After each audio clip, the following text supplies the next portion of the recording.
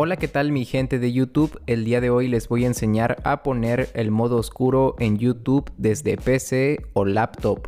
Para colocar el modo oscuro de YouTube debemos de estar en la página principal e ir a la esquina superior derecha y darle clic a nuestra foto de perfil.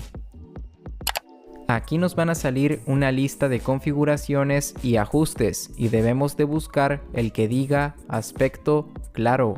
Le damos clic ahí. Una vez dentro ya solamente sería colocar el tema oscuro.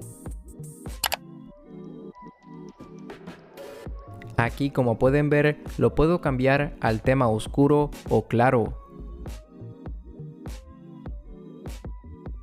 Espero que este video haya sido de tu ayuda. No olvides suscribirte y dejar tu buen like. Adiós.